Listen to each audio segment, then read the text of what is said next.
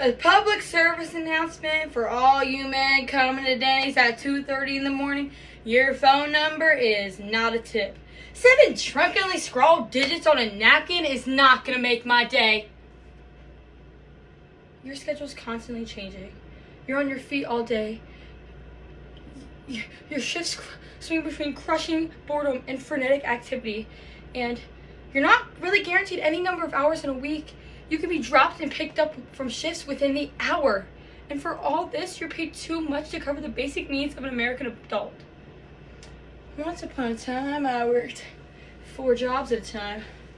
2 on the weekends, 2 on the weekdays. When I wasn't working at one, I was working at another.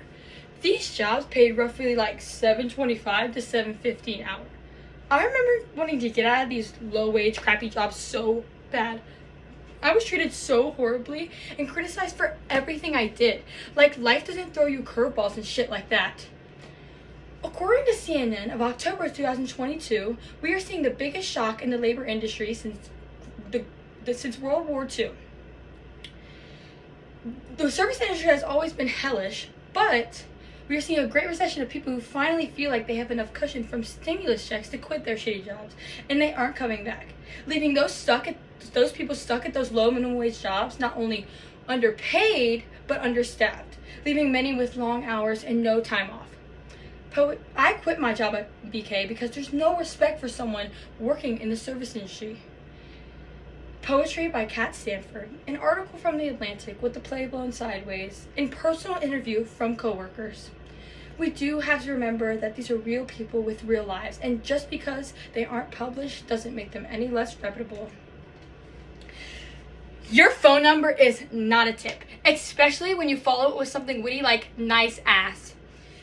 I will never call you because I have $400 in shared rent between a 13-person household and a 2-bedroom duplex because I have maxed out Visa cards and student loans to pay off. And this is my second full-time job. Hi, I'm Alex. I've been in the food industry like 8 years because I started when I was 20 and I'm 28, so that's 8 years. I lived on a farm for a year in between Somewhere Shade and Wendy's, and that was my hippie phase. I lived off the grid. But what do I wish people knew about these jobs? That when things don't go away, it gets a little confusing and we get a little flustered when we don't know how to fix our problems. Lowering labor costs makes these businesses more profitable, but it also makes them more brittle. Even under the best circumstances, these jobs have always been precarious. They've always been bad. But since COVID, there has been an increase of more difficult customer management and fewer people on the job. And this becomes a multiplier of the hazards in the workplace. I remember I was working at a supermarket in Houston, and I'd fallen on hard times. I remember there's this man who came in about 3 times a week and would either see me stocking groceries, collecting carts, or bagging groceries, and would commit the serious crime of assuming shit about my life. Like, what was wrong with me? Hi, I'm Janice. I'm 32, and I've worked in the service industry a little over 14 years now. I've worked like 3 to 4 dozen different jobs. I can't really tell you the exact number, sorry, but I wish I knew. What I wish people knew about working these jobs is that it takes a lot out of us, and that it's really hard. And when you make one small little mistake, it can ruin a lifetime. What did I want to be growing up? I wanted to be a jockey.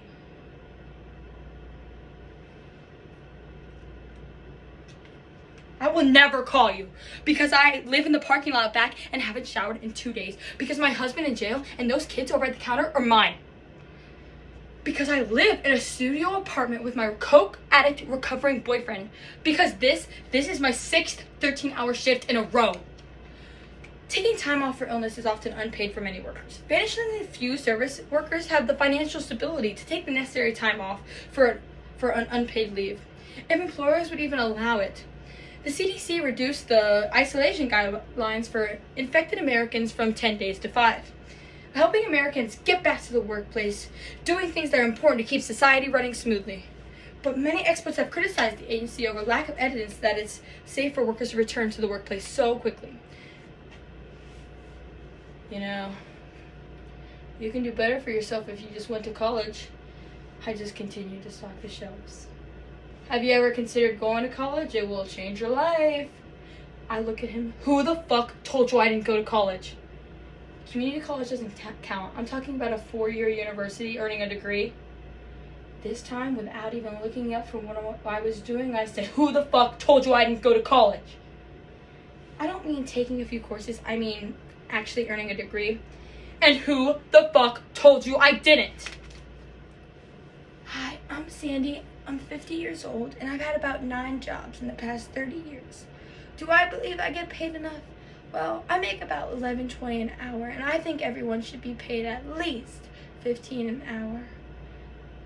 What did I want to be, Carl? I wanted to be a teacher. Special education teacher. Enhanced federal employment benefits expired months ago. Companies that provide hazard pay bumps have almost all rolled those back. Even many simple precautions to protect people who work with the general public, such as local mask mandates, have all been repealed.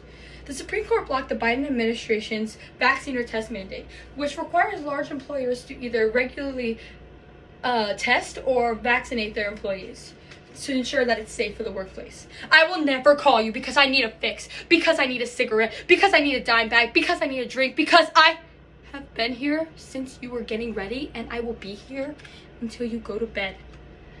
Look, I don't know who you're consulting about my life, but let me get this to you straight.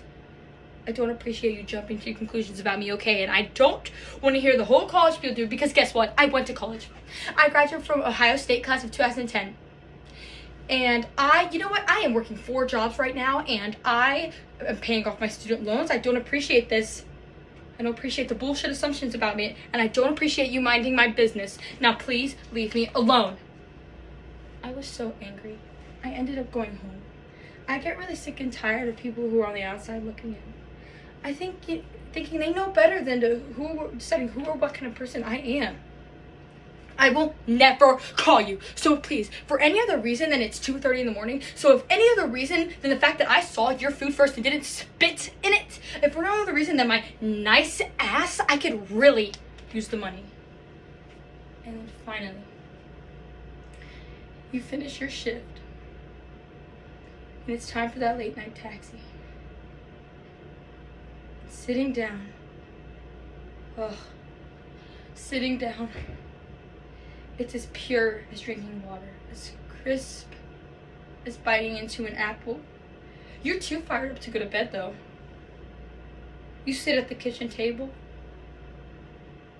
Don't want to go to bed, though. It's quiet. It's late. You're tired.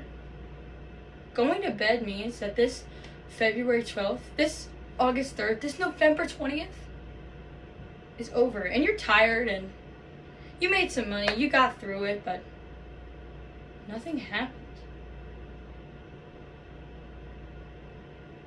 This whole day of your life is over. And all it is time to go to bed.